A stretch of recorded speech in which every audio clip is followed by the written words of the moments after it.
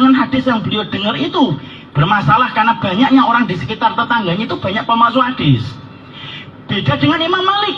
Imam Malik tinggalnya di Makkah bertaburan dengan hadis-hadis yang sahih. Ini harus paham. Maka kemudian akhirnya kenapa Imam Abu Hanifah kok bisa menyelisih Rasulullah? Bukan sengaja. Kalau beliau tahu bahwasanya hadis ini sahih, betul-betul datang dari Nabi, pasti Imam Abu Hanifah itu mengikuti Rasulullah atau tidak? Pasti, karena Imam Abu Hanifah sudah disepakati beliau itu termasuk salah satu imam besar dalam madzhab Ahlussunnah wal Jamaah. Dan kemudian yang kita pahami, kalau setingkat Imam Abu Hanifah aja bisa salah, lu apalagi Ustadz antum? Saya Umar Nita itu bisa salah, itu wajar gitu loh. Dan kalau salah dalam satu perkara tidak langsung kita mengatakan ini keluar dari Ahlussunnah ini. Pernah nggak antum berani mengatakan Imam Abu Hanifah itu keluar dari sunnah? Coba saya mau dengar. Berani nggak kita mengatakan ini kemudian Imam Abu Hanifah keluar dari sunnah hanya karena satu kesalahan?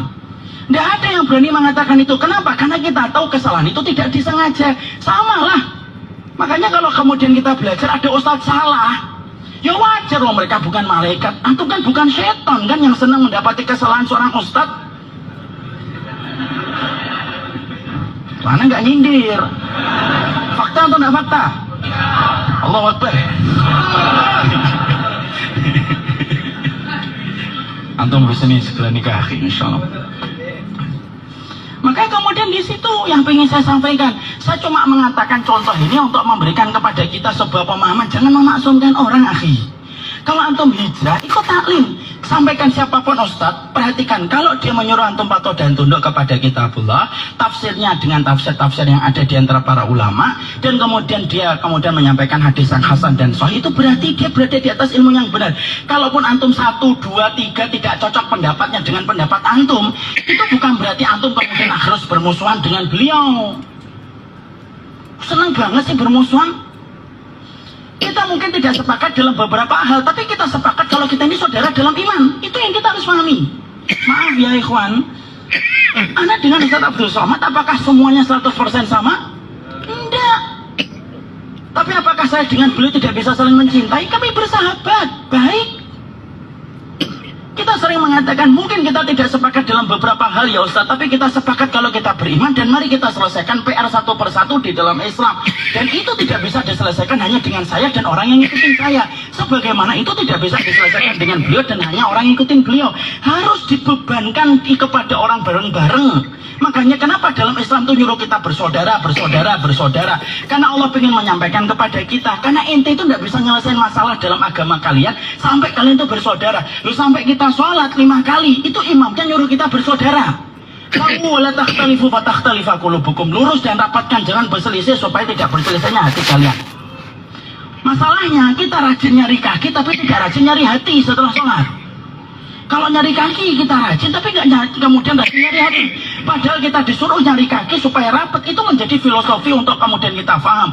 Kalau kamu sholat itu nyari saudaramu untuk kamu rapatkan, sebagaimana itu pula di luar sholat. Paham? Makanya kemudian jangan memaksumkan ustadz siapapun. Kalau ada salah wajar. Kalau salah dibenerin dengan cara yang baik. Kalau saya itu dapetin ada ustadz menurut saya kurang benar, saya tidak perlu menyampaikan di forum umum. Tidak semua masalah itu dikonsumsi orang umum, ya atau tidak? Saya akan sampaikan di forum-forum yang tidak terlihat, dan itu tidak perlu disampaikan kepada kita. Kenapa? Karena tidak semua itu harus masalah kita harus tahu. Cukup para ustadz calling-callingan, WA-WA-an. Kapan kita ketemu ustadz sambil ngopi? Itu banyak ustadznya kayak gitu, akhi. Dan ketika kita ngopi itu kadang-kadang kita saling mengingatkan, kita tukar dalil, kadang-kadang oh dalilnya antum di situ, saya dalilnya di sini. Ya sudah, kita masing-masing memegang dalilnya. Antum aja yang tidak paham. Dan kita juga tidak suka untuk kemudian pamer-pamer itu di depan orang. Tapi itu yang harusnya kita mengerti. Jangan memaksumkan orang, akhi. Kenapa? Kemaksuman itu miliknya Nabi, dan kemaksuman itu telah wafat dengan wafatnya Rasulullah. Dan tidak ada lagi yang tersisa. Saya ambilkan contoh Ali bin Abi Thalib, ulama besar atau ulama kecil? Sahabat Nabi atau tidak? Penduduk surga atau tidak? Masya Allah, penduduk surga Ali bin Abi Thalib. Kalau antum dikatakan penduduk surga, wah sudah libur kajian. Tidak ngaji, maaf ya saya penduduk surga. Alhamdulillah itu Ali bin Abi Thalib. Ali bin Abi Thalib itu mertuanya pemimpin penduduk surga, istrinya wanita yang dimuliakan di surga, anaknya pemimpin para pemuda di surga. Coba, Ali bin Abi Thalib penduduk surga. Rasulullah pernah mengatakan, lautiyana hadihi royah liman yuhibbullahu ahabba. Aku akan memberikan royah. Tahu royah?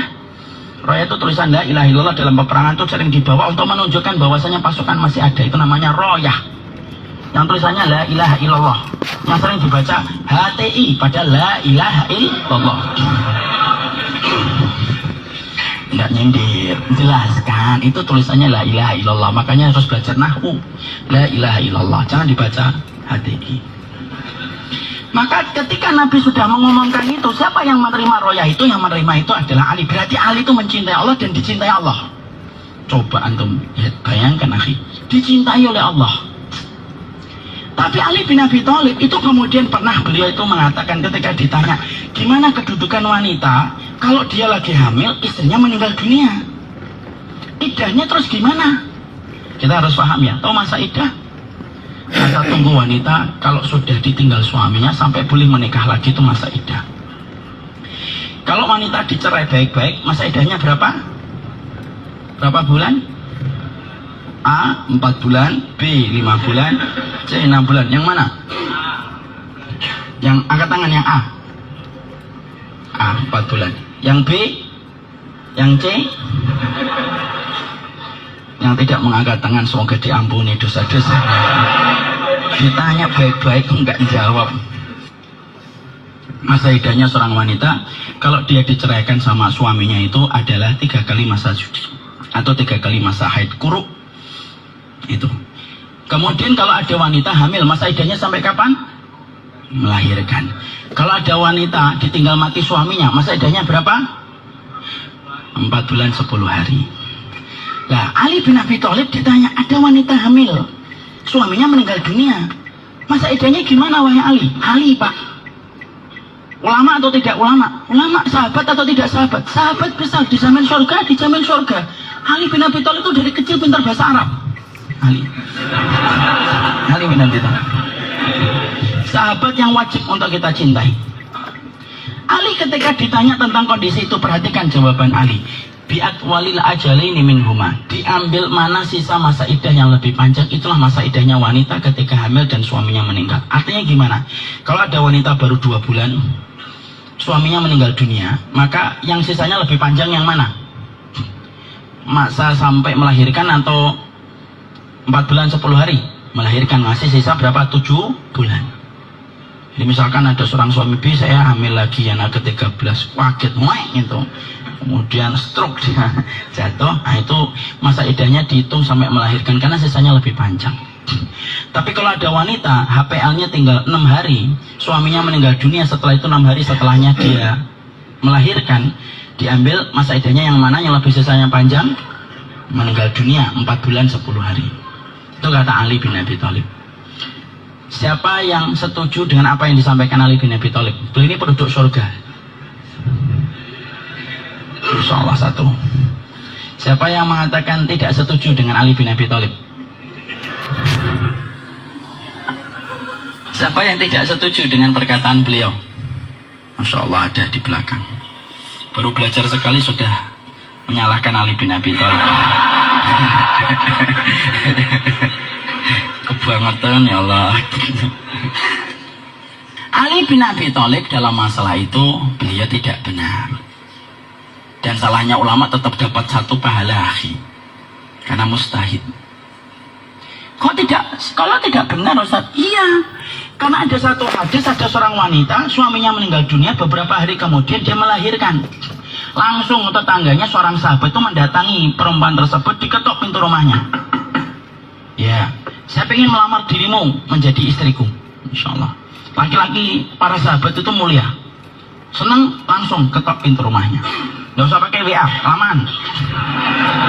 Kemudian wanita itu menjawab di balik pintu, loh, kalau ngelamar saya, loh suami saya itu baru meninggal.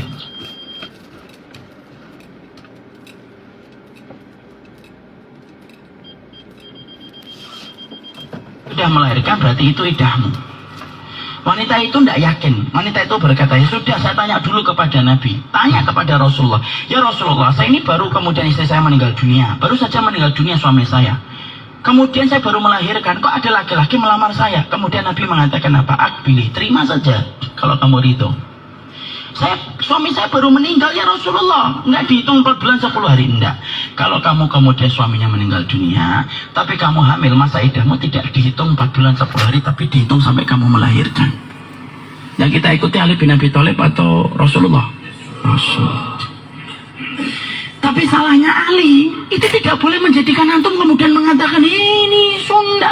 Bukan. Salahnya Ali tetap ulama besar, tetap seorang sahabat dijamin surga. Saya cuma pengen menyampaikan loh, kalau Ali, Imam Abu Hanifah, itu tidak boleh antum maksumkan, apalagi antum memasukkan ustadznya antum. Kadang-kadang itu kalau saya lagi dialog sama orang itu, dia kalau sudah nyebutkan ustadznya itu seakan-akan ustadznya Nabi. Susah dialog sama orang kayak gituan. Mutak kepala saya. Tahu mutak enggak? Pusing malah saya itu. Sudah saya tinggalkan aja. Kenapa? Dia nggak ngerti bagaimana pembawa tradisi ilmuwan sebagaimana para ulama salaf dulu. Sudah saya tinggalkan aja. Kalau antum sudah memasukkan dalam komunitas hijrah antum, matur nuwun bagus. Iya bagus. Maksumkan ustadznya antum, pasti antum akan hujat siapapun yang berbeda dengan ustadz antum. Kenapa? Karena ikonnya ustadz antum itu seakan-akan itu adalah Rasulullah SAW. Lapar terus paham di sini. Terus makan apa? Jangan maksudkan ngaji aja. Kalau tiba-tiba ada ustadz yang salah, antum tidak usah seneng. Ya sudah, dalam masalah ini saya tidak sepakat sama beliau. Saya ngambil yang lain. Itu yang kita ambil. Tradisi keilmuan para ulama dulu yang kita tiru.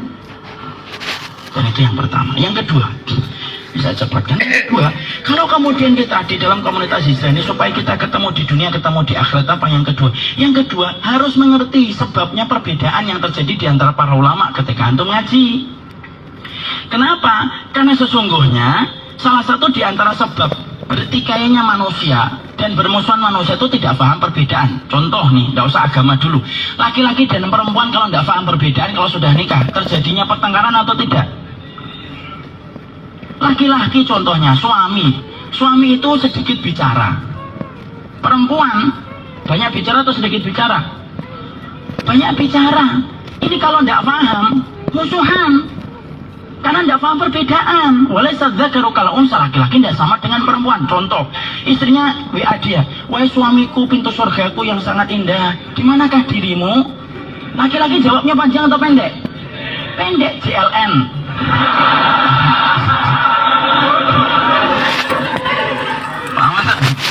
Pelaku-pelakunya ini, Masya Allah. Sudah makan atau belum wahai suamiku? BLM. Kok jawabnya lama wahai suamiku? MCT. TW, tahu TW? Tahu, kan gitu. Karena memang begitu. Coba kalau tidak paham, laki-laki dan perempuan itu akan bertengkar, ya atau tidak? Antara orang Jawa dengan orang Jawa dengan Sunda, kalau tidak paham perbedaan bertengkar lagi. Ya kan? Kita ini Masya Allah ya, kalau orang Sunda itu kalau minum teh, tawar atau manis?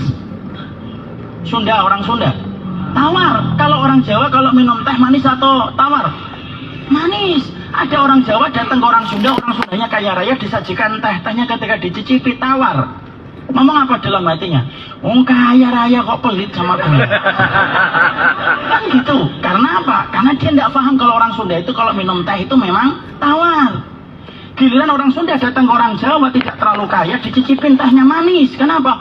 Orang Jawa semuanya pakai gula. Semuanya pakai gula orang Jawa. Buat martabak aja, buat bakwan aja pakai gula. Makanya maaf ya orang Jawa manis-manis. Saya Jawa Tengah. Kemudian datang ke orang Jawa dicicipin tehnya, ternyata manis. Pikirannya apa orang Sunda? Baru punya gula aja sombong. Kan gitu. Itu kalau tidak paham perbedaan. Sama. Kalau kita tidak paham perbedaan itu bermusuhan. Antum kalau makan durian pakai ketan. Dari tadi itu saya diajak makan durian itu. Alhamdulillah ada yang ngajak saya makan durian di sini. Itu makan pakai ketan. Ngapain pakai ketan gitu.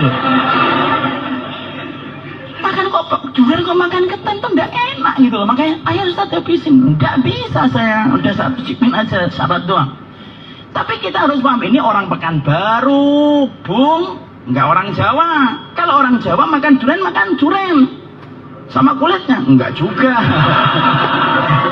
Enggak juga. Maka kemudian disitulah kita bahwa perbedaan para ulama itu banyak. Dan saya kalau ingin menjelaskan panjang akhi perbedaan para ulama. Tapi saya ambilkan contoh sebagai penutup poin yang kedua ini. Saya ambilkan contoh. Kita kalau megang kemaluan batal atau enggak batal? Batal atau enggak? Batal kata dia. Nggak usah ngomong Mas Syafi'i, batal atau enggak? Batal atau enggak? Batal kata beliau. Kemudian dengarkan ada hadis Nabi. Rasulullah SAW pernah ditanya, kaifa rajulun masadaqarahu ya Rasulullah, bagaimana laki-laki yang memegang kemaluan batal ayung kidul wudu, apakah membatalkan wudu?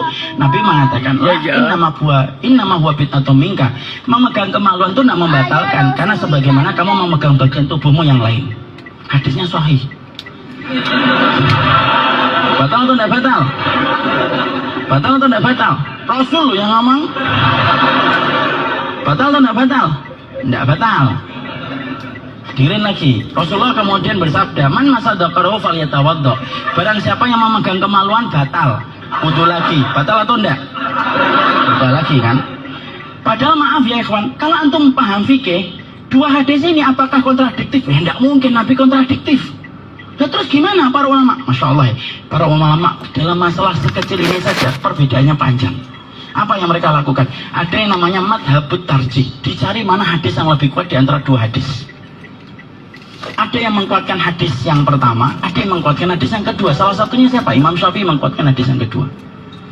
Ada namanya madhabun nasakh. Madhabun nasakh itu apa? Dicari yang lebih dulu dan kemudian dicari mana yang datang belakangan. Yang datang belakangan menghapuskan hadis yang sebelumnya. Itu madhabun nasakh. Ada yang ketiga madhabul jama'. Madhabul jama' itu digabungkan. Ya, digabungkan itu contohnya siapa? Salah satunya contohnya kalau tidak salah Imam Malik. Berarti gimana memahami hadis itu? Kalau kamu memegangnya dengan syahwat, batal, pakai hadis yang kedua. Tapi kalau kamu memegangnya tidak syahwat, maka pakai hadis yang pertama. Berapa pendapat para ulama di situ? Makanya disitulah saya kemudian mengatakan, itulah pendapat para ulama akhi. Makanya sering saya menyampaikan, fikih itu luas, yang sempit itu hatimu. Fikih itu luas, yang sempit itu hatinya saya ini loh, sempit ketika tidak memahami masalah perbedaan para ulama. Dan itu yang kemudian kita harus mengerti. Dulu antara NU dan Muhammadiyah sekarang sudah mencair, alhamdulillah. Sekarang bermunculan lagi dalam bentuk yang lain, tapi intinya sama, bermusuhan. Makanya itulah yang menjadikan kita akhirnya paham, memahami